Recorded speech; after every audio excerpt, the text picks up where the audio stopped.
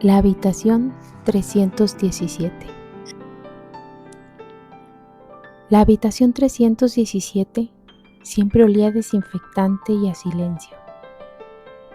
No era un silencio vacío, sino uno cargado de pensamientos, de oraciones no dichas y de preguntas que nadie se atrevía a formular en voz alta.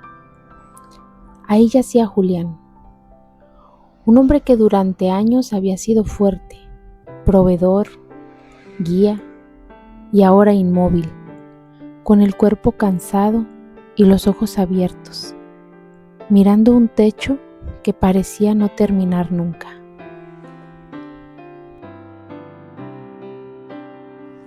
La enfermedad no llegó de golpe, fue sigilosa. Primero un cansancio que no se iba, luego un dolor persistente, después el diagnóstico que cayó como una piedra en el centro de la familia. Nadie estaba preparado, nunca lo estamos.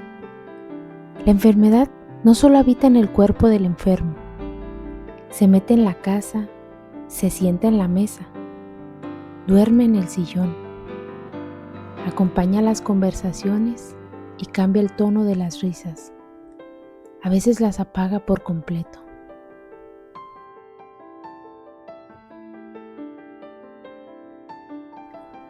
María, su esposa, aprendió a vivir con el miedo en el pecho.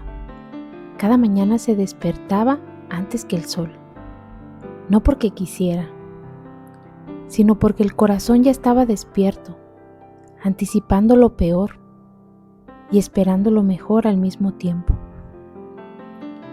Cuidar a alguien enfermo es vivir en una contradicción constante, esperanza y agotamiento, amor y frustración, fe y duda. Los hijos también cambian. El mayor dejó de pensar solo en sí mismo. La menor aprendió demasiado pronto que la vida no siempre es justa. Todos crecieron de golpe. La enfermedad es una maestra dura, pero enseña las lecciones profundas. Había días buenos, días en los que Julián sonreía, hacía una broma, recordaba anécdotas de su juventud. Esos días eran celebrados como pequeños milagros. Y había días oscuros, en los que el dolor ganaba, en los que nadie sabía qué decir y el simple acto de respirar parecía un esfuerzo colectivo. En esos momentos, la resiliencia no se sentía como una palabra bonita, ni como una frase motivacional. Se sentía como levantarse aún sin fuerzas. Cómo seguir cuidando cuando el cuerpo ya no da más. Cómo amar incluso cuando se está cansado de sufrir. La resiliencia no es no caer, es aprender a levantarse con las rodillas raspadas y el corazón golpeado.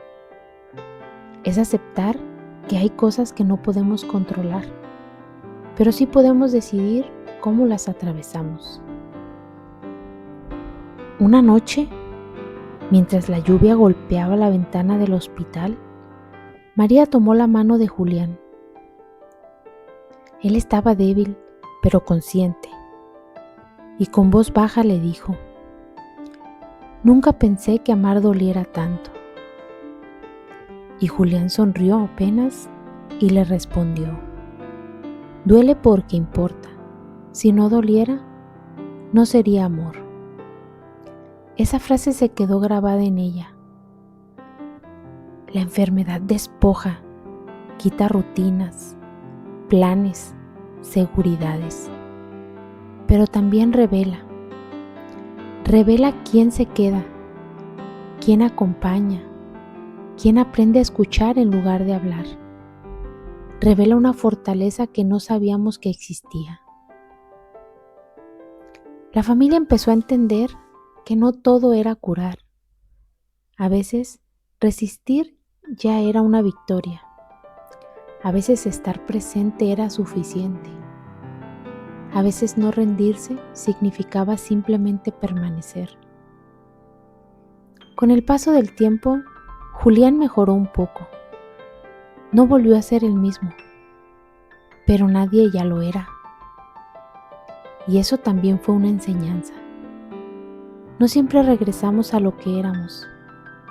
A veces nos dejamos transformar en algo distinto, más consciente, más humano, más frágil y paradójicamente más fuerte. La resiliencia no borró el dolor, pero le dio sentido. No eliminó el miedo, pero se volvió soportable. No prometió finales perfectos, pero enseñó a vivir con una profundidad incluso en la incertidumbre. Hoy, cuando alguien pasa frente a una habitación de hospital, quizá no imagina todo lo que ahí sucede. Las batallas invisibles, las lágrimas silenciosas, las promesas hechas en voz baja, las oraciones desesperadas, los aprendizajes que solo el sufrimiento puede ofrecer. La enfermedad puede romper el cuerpo, pero no tiene por qué destruir el espíritu.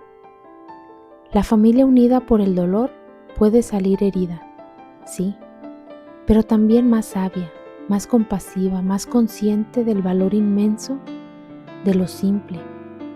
Un abrazo, una palabra, un día más juntos.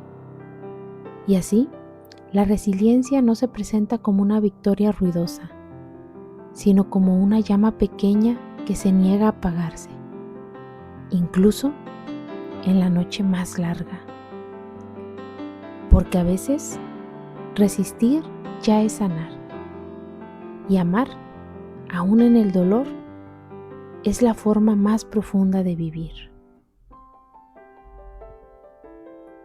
Espero y te haya gustado esta pequeña lectura y deseo de todo corazón que si estás pasando por un momento difícil, encuentres la calma, la paz y la serenidad que tu cuerpo necesita. Hasta la próxima, mi querido oyente.